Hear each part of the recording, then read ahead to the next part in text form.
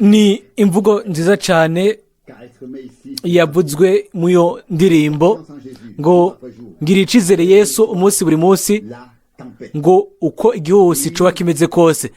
Nibyo, ico nico kintu nyamukuru, si gusa igihe umwaka urangiye gusa ko ariho twoca tuvuga ngo umwaka ngo uheze ngo nagiriye icizere umwami, ngo ariko ibyo ahubwo birabandanya no mu mwaka mushasha, kandi si gusa umwaka wose uzogenda, ahubwo ni umunsi inyuma y'uwundi. Ntacyo bitwaye ibyo ducamwo, ibishobora kutuza imbere byose, twirengagije ibyoshika byose, turashaka kugirira icizere umwami. Kandi ibyo nivyo iyo ndirimbo ivuga. Ndiyumvira yuko turavye mu vyanditswe vyera ntibivugwa nk'uko gusa, ahubwo tunabibona mu bikorwa yuko harimwo abantu b'Imana bahagararaho, bagahagarara mu kwizera, bakagirira icizere Imana nzima. Kandi ndabasomeye ijambo twokura mu Bikorinto bo mu gice cya mbere. Mwendata Frank yamaze gusoma ico gice, ariko nashaka gusoma ku murongo w'8. Abikorinto ba kabiri igice cya mbere umurongo w'8, kuko bene data tutagomba yuko mutamenya amarushwa yatubayeko muri Aziya,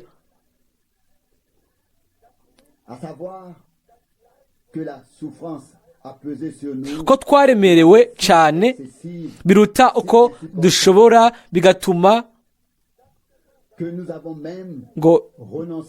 bigatuma twihebura ko tutagikiza amagara yacu.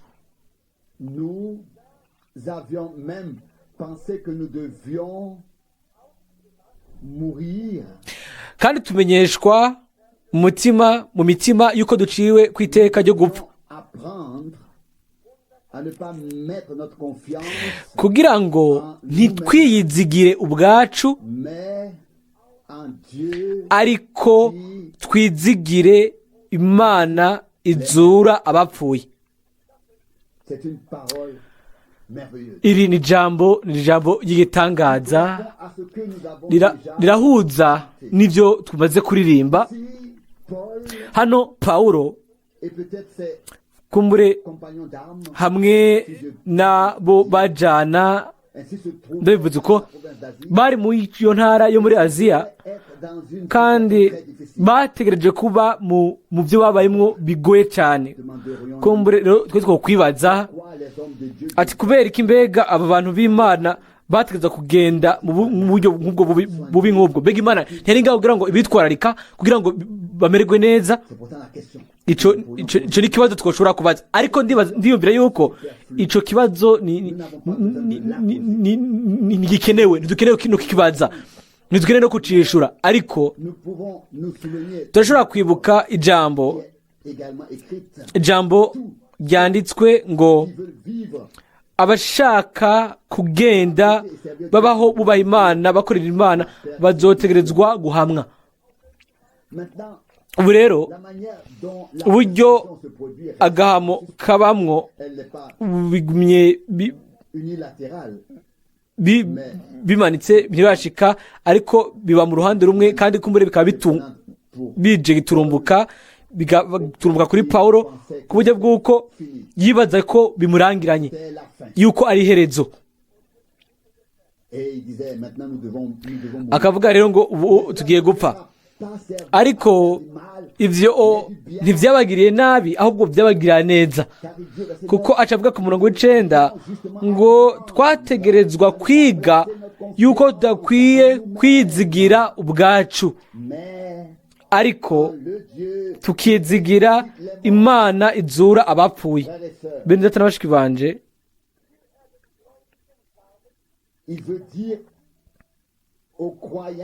ashaka kubwira abizera yuko nabo ntibakwiye gushira icizere cyabo muri bo ubwabo, ahubwo mu mana nzima. Imana ishobora kuzura abapfuye. Kandi bene data na bashiki banje, namaze kubivuga yuko twinjiye mu mwaka wa 82 kandi ntituzi ico uzotuzanira. Kandi kumbure ni ikintu ciza kuba tutazi ibyo uzotuzanira. Atari uko turacara abantu. Paulo kumbure nawe ntiyarazi ikimurindiriye mu iyo ntara yo muri Aziya, ariko igihe yahura nayo yashoboye kurambura amaso ku mana nzima mu kwizera no mu cizigire cuzuye. Bene data na bashiki banje, nashaka gusemerera bose, nkangurire muri twebwe twese icizere yuko ntidukeneye kwinjira mu mwaka ugiye kuza ngo twinjirane ukutizera canke ngo twinjire mu gucika intege no mu mubabaro, mu kwiheba. Oya, ariko ahubwo turaba umwami, kandi murabizi icoshika cose. Namaze kuvuga ejo kumugoroba, mvuga umwene data mukundo wacu haheze umwaka wose yari aciriwe bwo gupfa, ariko nashaka kuvuga ikindi kintu hano ubu naho. Ntidukeneye kwishimagiza, ariko igishobora kuvugwa gitegerezwa kuvugwa. Nashaka kuvuga yuko icizere ca mwene data n'icanje hamwe n'icanyu byari birongorewe ku mana nzima. Ibyo ntibyabaye, kandi turabona yuko Paulo we yabona ko ari herezo, ko yategerezwa kugenda.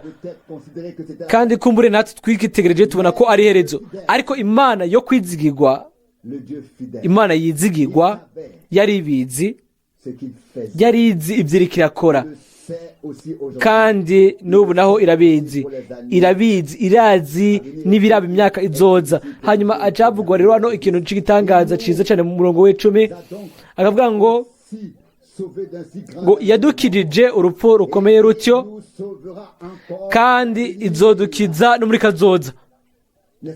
Mbega ibisizi gitangaza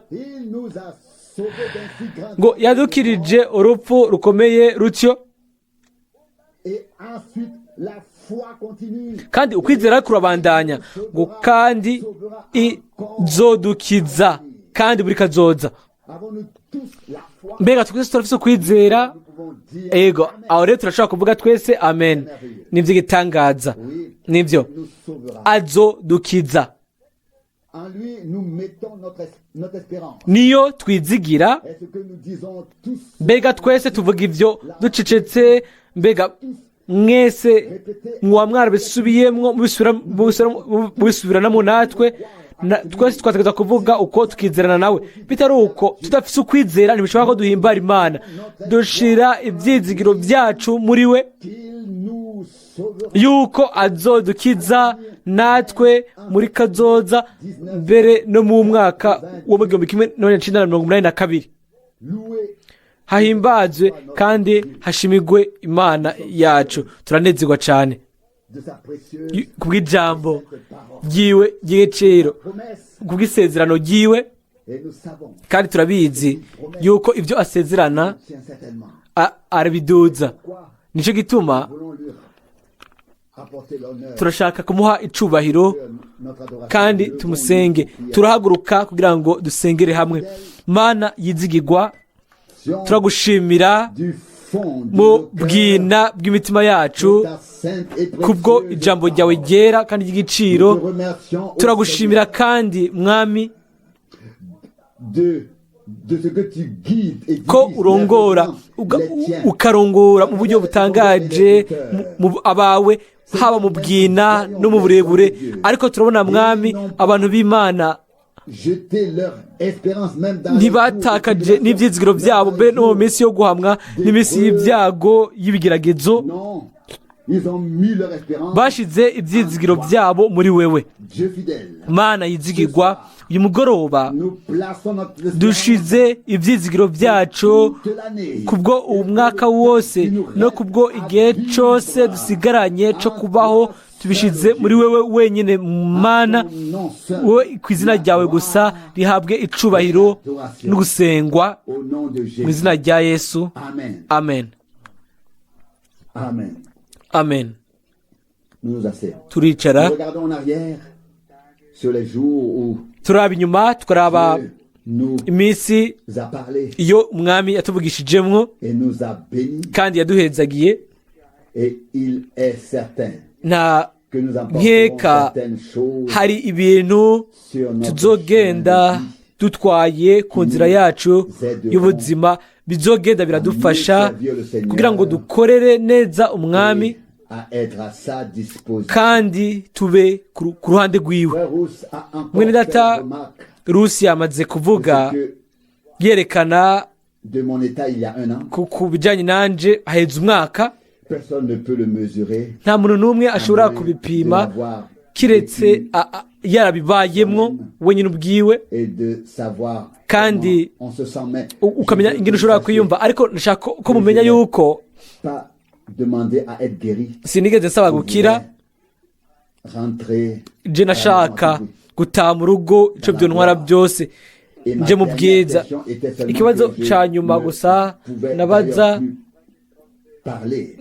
nuko gusa sinashobora kuvuga, ariko nivugiramwo jewe ubwanje nkavuga ati mwami mbega mpagaze gute imbere yawe, nico kintu ca nyuma noba nibuka.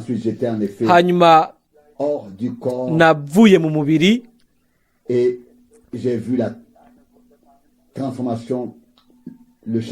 mbona uguhindurwa no kuzamurwa mu buryo bw'itangaza. Hanyuma igihe nagaruka mu mubiri narababaye, nararize bikomeye, amosozi amanuka ibubamfu n'iburyo kandi yarashushe, narumva aho yaca mu gutemba kuko nari numva mbabaye cyane ko nagarutse ngaruka muri uyu mubiri.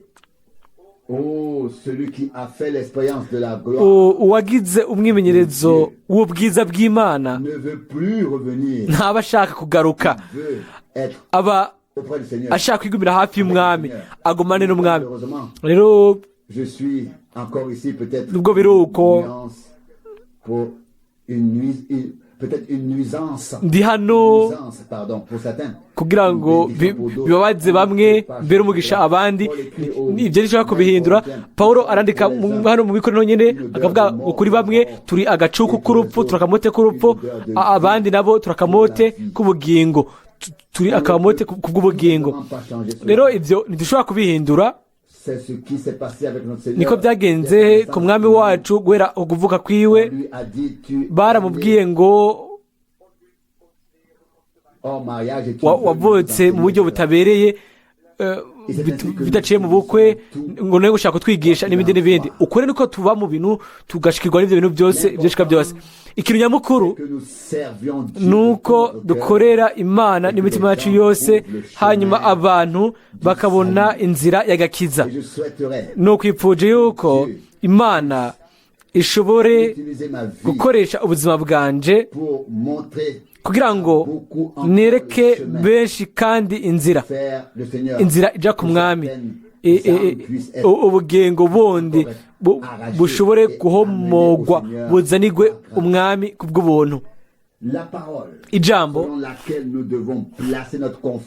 iryo ko dutegereza gushira icizere cacu nk'ivyizigiro vyacu mu mwami, iryo ijambo ry'ubwiza. Paulo aravuga ngo dutegerezwa kwiga kuri ibyo, kubyigira ko kugira ngo ntitwizigire twebwe ubwacu, ariko ngo twizigire umwami. Kandi turabizi neza yuko haranditse ngo ushize ibyizigiro byiwe umwami ntazigera amaramara. Umuntu ashize ibyizigiro muri we ubwiwe canke mu wundi ategerezwa kumaramara kugira ngo atahure yuko ategereza gushira ibyizere byiwe mu mwami. également reconnaissants pour cette parole. kandi turanashima kubw'iyo jambo kuno mugoroba. La table est bien garnie. Ibeza iruzuye neza, Le baptême, turafise umubatizo, avoir le souper, turaza kugira ingaburo, lavage des pieds, turaza kozanya ibirenge, ibyo bintu byose mu kanya gato cyane.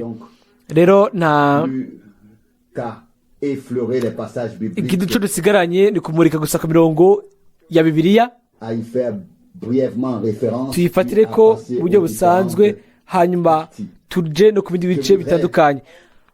Nashaka gusoma Abaheburayo 10 duhereye ku murongo w'10, Abaheburayo 10 guhera ku murongo w'10. Et c'est en vertu de cette volonté ngo ni kubw'uko kugomba, que nous sommes ni kubwo kugomba kwayo niko kwatumye twezwa tubiheshwa n'uko umubiri wa Yesu Kristo watanzwe rimwe gusa. Murongo wa 11, kandi umuherezi wese ahagarara uko bukeye akora iby'ubuherezi, atanga kenshi ibyo bimazi nyene, ataho byoshobora gukuraho ibyaha namba. Murongo wa 12, ariko wowe amaze gutanga ikimazi kimwe c'ivyaha c'intahava, abyagira iburyo bw'Imana. Umurongo wa 13, aheraho arorera igihe abansi biwe bazohindurirwa indava yo munsi y'ibirenge vyiwe. Umurongo wa 14, kuko ikimazi kimwe arico yatunganije gose abezwa ukazoshitsa ibihe bidashira. Umurongo wa 15, kandi namwe mu yera niwe cabona kidushingira intahe ibyo, kuko amaze kuvuga. Umurongo wa 16, ati iri niryo sezerano nzosezerana nabo hanyuma y'iyo minsi. Umwami arabandanya, Uhoraho arabandanya ati ni jewe mbivuze, nzoshira ivyagezwe vyanje mu mitima yabo, nzovyandika no mu bwenge bwabo. Kandi arongera ati kandi ibyaha byabo n'ubwabitinya kwabo sinzovyibuka ukundi. Umurongo wa 18, ariko aho ivyo bihariwe ntihaba hakiriho gutanga ikimazi c'ivyaha. Umurongo wa 19, nuko bene data, kuko turi n'ubushizi bw'ubwoba bwo gushikanwa ahera cane n'amaraso ya Yesu. Umurongo wa 20, duciye mu nzira yadutoboreye nsha iri n'ubugingo ica mu gihuzu gikinze, bisobanurwa ngo mu mubiri wiwe. Umurongo wa 21, kandi ko dufise umuherezi mukuru akomeye aganza urugo rw'Imana, twegereze dufise imitima y'ukuri, twizeye atamazinda,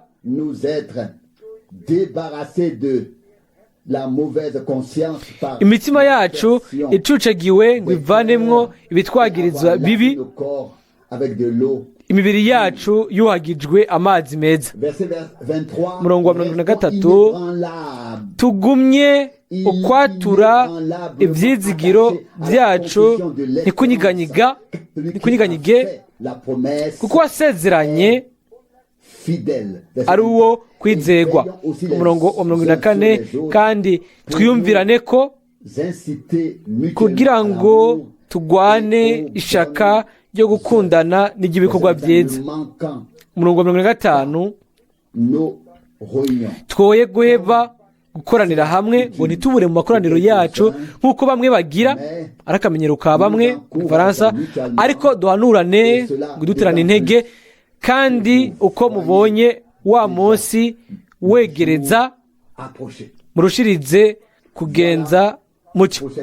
sainte et précieuse ngibi rero parole de iri Dieu. jambo ryera kandi ry'igiciro ry'umwami. Fait ici la iyi comparaison. ntumwa hano iriko iragereranya Les sacrificateurs hagati qui ont offert jour après y'abaherezi batanga umunsi nyuma y'uwundi kandi bakabitanga les inshuro mêmes nyinshi, sacrifices bagatanga bya bimazi nyene, ariko n'ont jamais été capables bitigeze na rimwe bishobora gukura les péchés. ibyaha. Mais ensuite, il Ariko mu parle nyuma akaca avuga de Jésus-Christ, akavuga Yesu notre Kristo, Seigneur. umwami wacu. Celui Kuri uyu qui est mort à ta place yapfuye à la mu mienne kibanza cawe sur la no mu kibanza croix canje de Golgotha. ku musaraba i Il a Golgotha. pris sur lui Yikoreye amakosa yawe n'amakosa yanje, yishize ko ton abandon de Dieu, uguhebwa kwawe n'Imana le mien.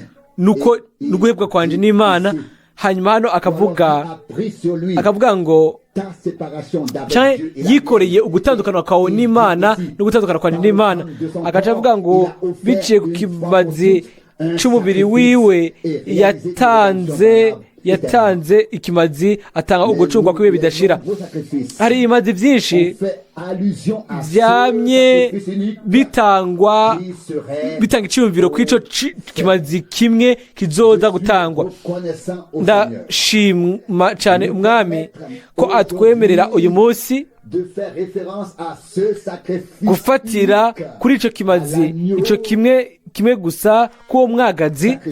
Umwagazi watanzwe ni Yesu Kristo, umwami wacu, umukiza wacu. Hanyuma mu buryo bufatanye n'ubwo hacavugwa rero inzira nshasha yo kwinjira ahera mu ijuru, kandi yuko imitima yacu ngo yacucagiwe, kandi turashobora rero kuza uko turi imbere y'Imana. Ugucungurwa ni igikorwa gishigwa imbere yacu n'Imana ubwayo. Si ibyo we ukora, si ibyo jewe nkora, ahubwo ni byamaze gukoreka, ni byagukorewe, ni byankorewe. Twaracunguwe ku bw'ubuntu. Munyemerere nsome ku bijyanye n'ibyo, Abikolosayi igice cya 2. Kandi kuko rero dufite umubatizo, tuza gufata iyindi mirongo ivuga iby'uko ari bibiri, ugucungurwa hamwe n'umubatizo. Abikolosayi 2:12, Abikolosayi 2:12 turasoma ku murongo wa 12.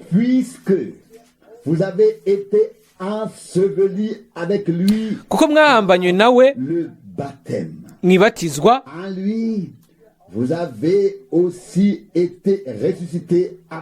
niho kandi mwazuranywe nawe kubwo kwizera ubushobozi bw'Imana yamuzuye mu bapfuye. Umurongo wa 13, kandi namwe hamwe mwari mugipfuye mwishwe n'ibicumuro byanyu no kudakebwa kw'imibiri yanyu, Imana yabagiranye bazima nawe, imaze kuduharira ibicumuro byacu byose. Umurongo wa 14, ihanaguye n'icete kitwagiriza kirimwo amabwiriza caduhama, ngo nico catuzibira ku by'agakiza kacu,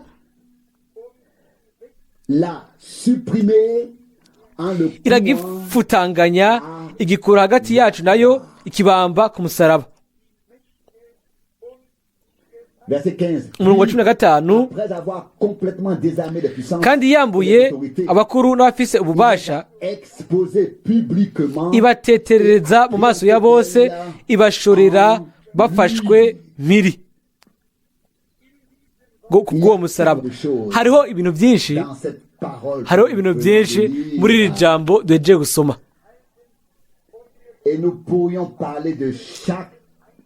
Twoshobora kuvuga kuri buri murongo wose, twavuga isaha yose yuzuye mbere ikanarenga.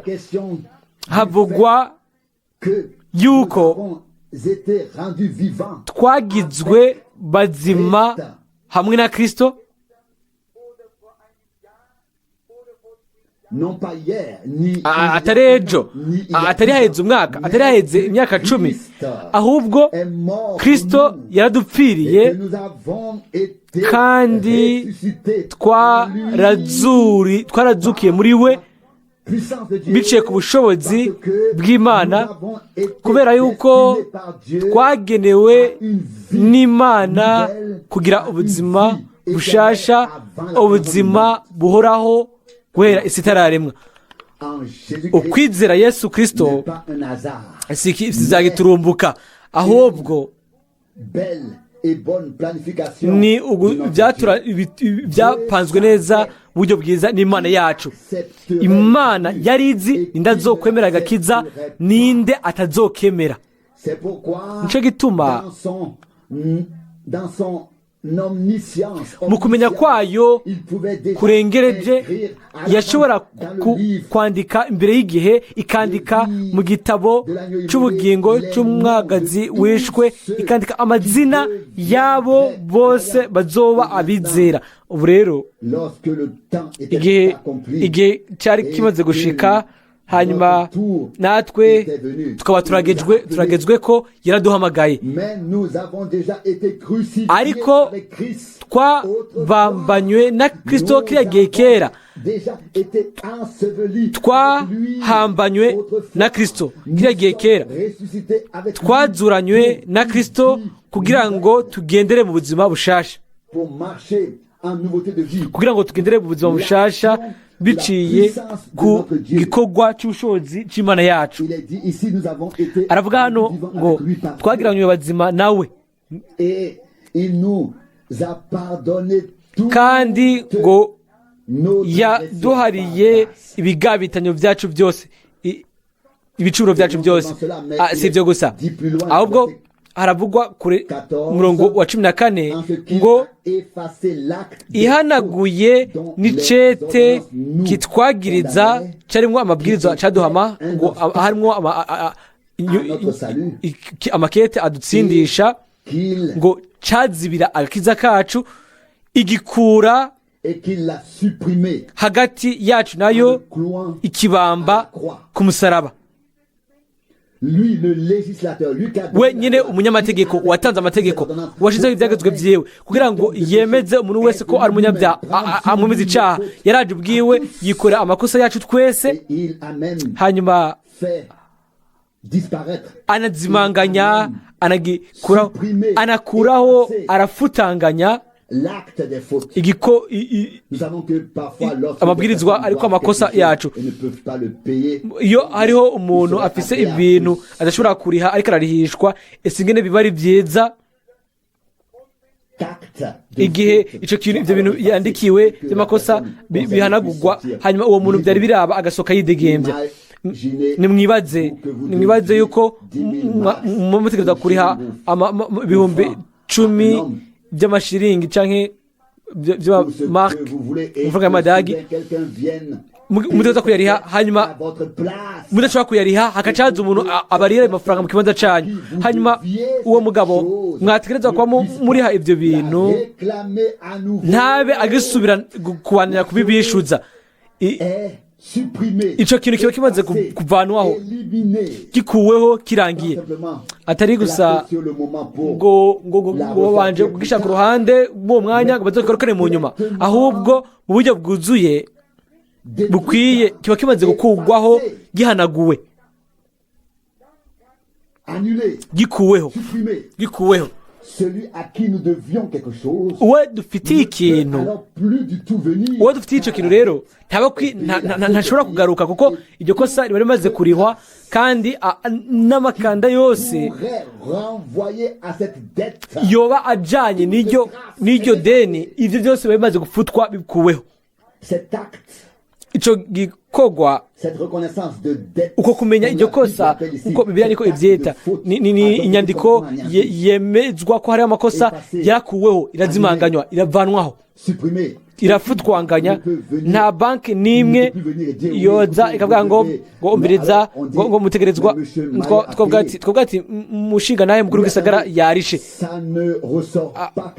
ati ntibyumvikana hano neza nta muntu n'umwe yogira icyo acabona umugwanizi yorondera akarondera nta kintu kimwe ashobora kubona nibyo ni umurezi wa bene data ariko kumenyekana kugaragara kw'iryo deni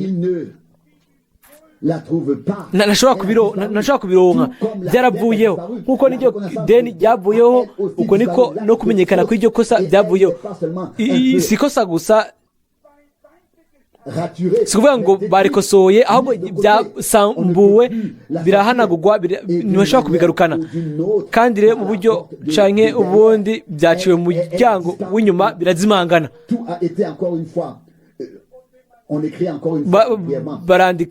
bakandika gato bakandika ngo umushinga nahe uwe nawe ngo muracadufitiye ibi n'ibi n'ibi kandi iyo dushaka kuvuga ngo ibyo byaramaze gutunganya bacavuga ngo twihenze umugwanizi akunda kwihenda inshuro nyinshi misi yose inyuma abashagura ibyo yishuza agafite uburenganzira ariko imana ishimwe iyo yaduhaye ugucungurwa ikaduha ikigongwe cuzuye muri Yesu Kristo umwami wacu kubw'ubuntu amen twarabyemeye mu kwizera si ibyo gusa ahubwo yanatetereje abatsinzwe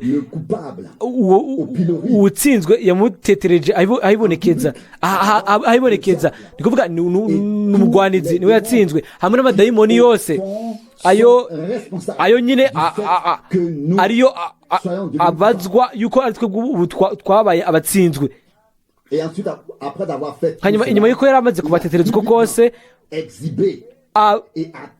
arabatetereza hanyuma abaneshereza muri we ku musaraba rero imana muri Kristo yari intsinzi kutumira nabi kose kwa Satani twaracunguwe kandi twacitse ishamvu y'Imana yacu atari mu bihe gusa ahubwo no mu bihe bidashira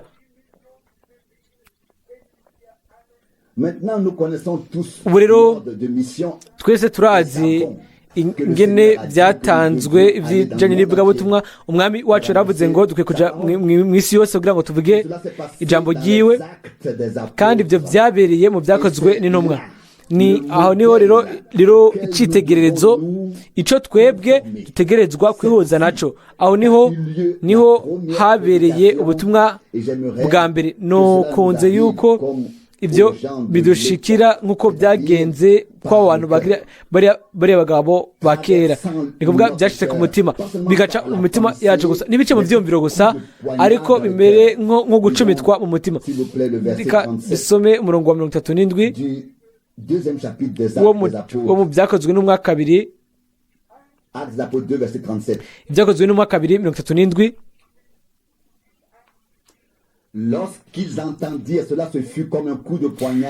bumvise ibyo bibacumita mu mitima babaza Petero n'izindi ntumwa barabaza bati bagabo bene data mbega tugire dute Petero arabishura ati nimwihane umuntu wese muri mwebwe abatizwe mu izina rya Yesu Kristo mubone guharirwa ibyaha byanyu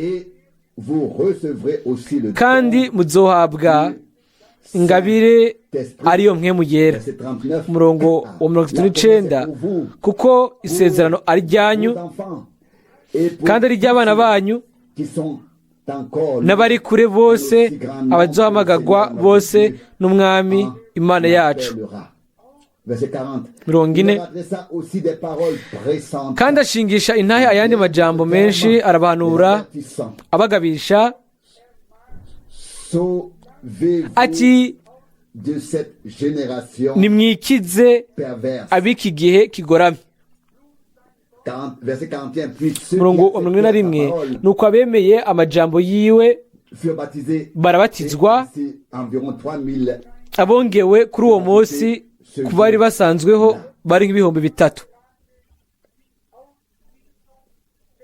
l'effusion du Saint-Esprit venait d'avoir lieu. ugusukwa kwa Mpwemu Yera kwari guhereje kuba, hanyuma abantu baza barirukanga ari ibihumbi, Cela se faisait dans un grand bruit kuko venant ibyo byari byabaye du ciel, mu rwamo rwinshi ruvuye mu ijuru, hanyuma où ce bruit abantu birukanga baja kuraba aho urwo rwamo rwumvikanira induru. ils ont pu constater qu'avec ce bruit Hanyuma du babona ciel, yuko hamwe n'iryo quelque chose est n'uyo nduru arrivé sur la urwo terre rwamo par ako kamo lequel kavuye mu ijuru, les croyants babona ko ari byinshi cyane ku isi. ont été Muri ivyo babona ko abizera bahezagiwe, hanyuma Ils n'ont pas seulement reçu cette bénédiction ntibaronse uwo mugisha gusa uvuye eux-mêmes, mais ku Mana ku bwabo gusa, reçu pour ahubwo pouvoir barawuronse transmettre kugira ngo bashobore aux kuwutanga autres. bawuhe abandi. Et que Dieu nous accorde la même Imana chose iduhe par grâce. ibyo nyene ku bw'ubuntu.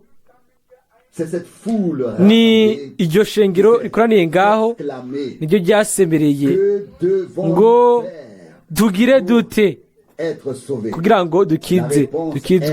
Inyishu yabaye ngo Convertissez-vous. nimwihane canke ngo nimuhindukire, mwihane, nimwicuze ibyaha byanyu, mwicuze ubuzima bwanyu mwabayemwo, hanyuma muhindukire umwami, mutangurane nawe ubuzima bushasha ku bw'ubuntu bw'Imana yacu. Vous savez Murazi que seul peut yuko être baptisé ni umwe gusa les personnes qui ashobora ont consacré leur vie à Dieu. dushobora kubatiza gusa abantu bashikaniye ubuzima bwabo umwami, bizera n'umutima wabo wose yuko Yesu Kristo Le Fils de Dieu ari umwana w'Imana, kandi yuko yapfuye ku musaraba i Golgota kubw'amakosa yacu n'ibyaha byacu.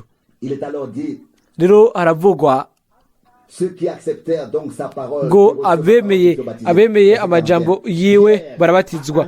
Umurongo wa munani, Petero yavuze amajambo y'Imana, l'ont abantu accepté, barabyemera se sont fait baptiser. kandi baremera barabatizwa. Turashobora kuvuga ibyo bintu nyene uyu munsi. Celui qui a reçu et accepté Jésus-Christ Uwemeye uyu munsi akakira Yesu Kristo, uwizera dans sa parole de ijambo ryiwe n'umutima we wose, peut-être kandi kumbure nosoma le verset du chapitre 8 nosoma des Apôtres. igice c'umunani cyo mu byakozwe n'intumwa. Un Hano individu est baptisé hari uwabatijwe, et il est dit au chapitre 8 haravugwa hano du verset ku murongo 36 ku mirongo itatu na gatandatu ibyakozwe n'intumwa 8 mirongo itatu na comme gatandatu. ils continuaient leur chemin, ils arrivèrent à une rivière et l'officier de la cour dit: voici de l'eau, qu'est-ce qui s'oppose encore à mon baptême? Bakigenda mu nzira bashika ahari amazi, iyo nkone iramubaza iti amazi ikimbuza kubatizwa ni giki? Filipo arayishura ati namba wizeye umutima wawe wose birashoboka. Umurongo wa 37 nayo iti nizeye Yesu Kristo ko ari umwana w'Imana. Umurongo wa 38 ivuga ko bahagarika umukogote, ko ari babiri bombi baramanuka baja mu mazi. Filipo niyo nkone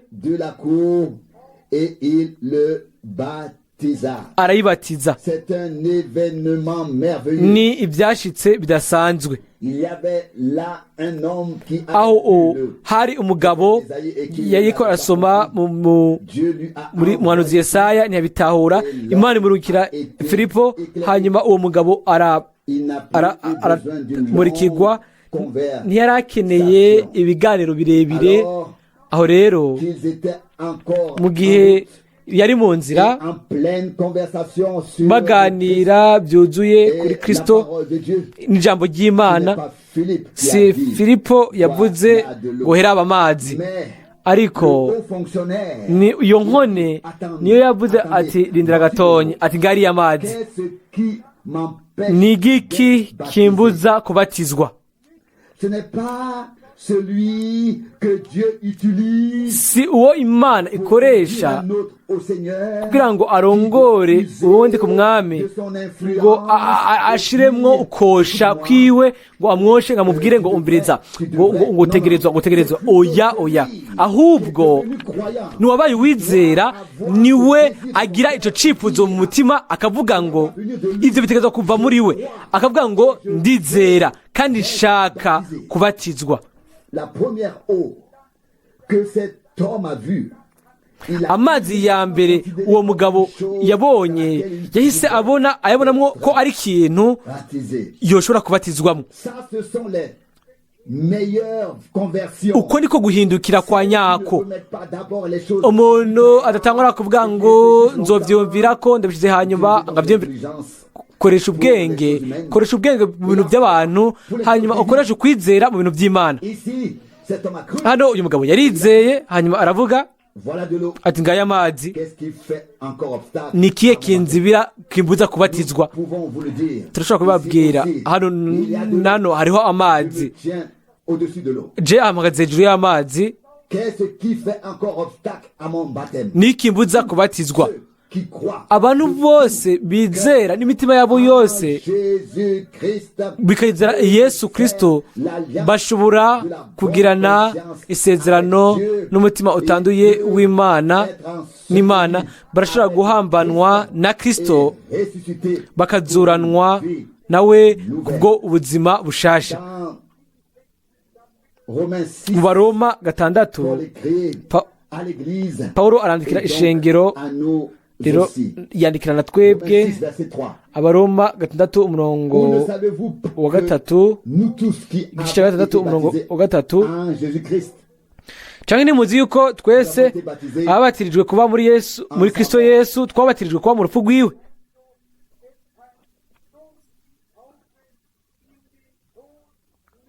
nous avons donc été ensevelis avec lui par le baptême.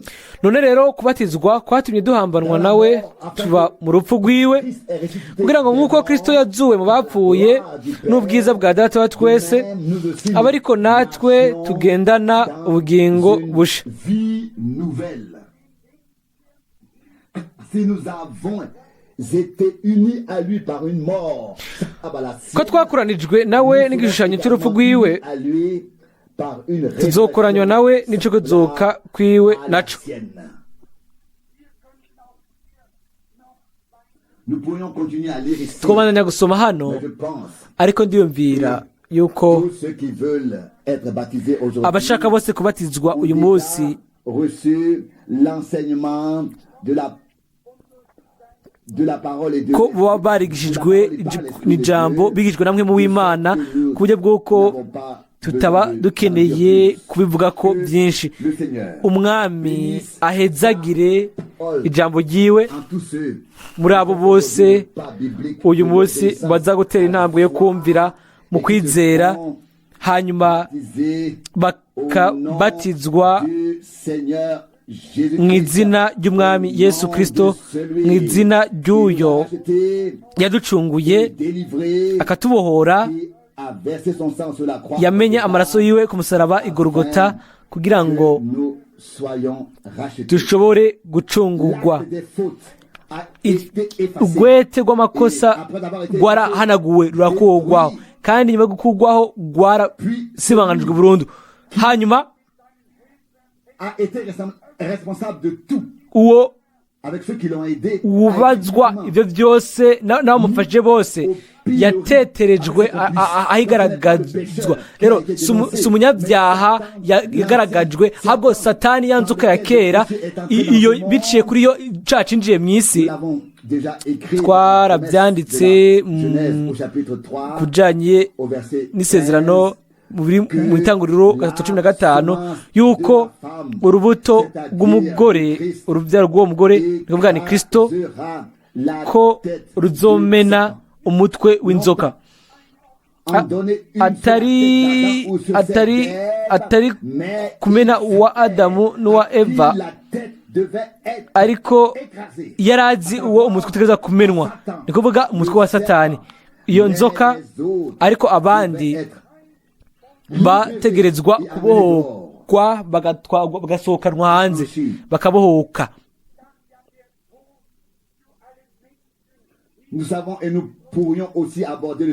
turabizi kandi twashobora no gutanga kubivuga ko tukavuga yuko urupfu rwashikiriye abantu bose kubera yuko bose bakoze ibyaha, kandi Pawulo aravuga mu Bikorino ba mbere 15 akavuga ibijyanye n'uruboyi rw'urupfu.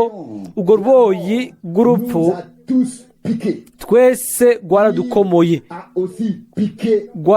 rwaranazibuye Kristo, kuko aranditswe ngo ruzokukomeretsa gitsintsiri nawe uzorumena umutwe. igihe Yesu Kristo yabambwa, Satani yateye uruboyi rw'urupfu muri Yesu, ariko yaruteye ahanyaho, ni kuvuga ku gatsintsiri, hanyuma mu uwo mwanya nyine ayimena umutwe. Haleluya, hahimbazwe izina ry'umwami. yaba umugwanizi yakomoye ahandi, umwami ntiyari gushobora kumumena ngo amukubite rimwe bikwiye. umugwanizi yarakomoye, umwami ntiyigoye cyane, yarakeneye gusa kumanura ikirenge ciwe agihonyoze umutwe w'inzoka awumene, kugira ngo wewe nanje dushobore gusohoka twidegembya. Yesu Kristo yabaye umucunguzi wacu, umukiza wacu, izina ryiwe rihimbazwe shigwe hejuru cyane. Amen.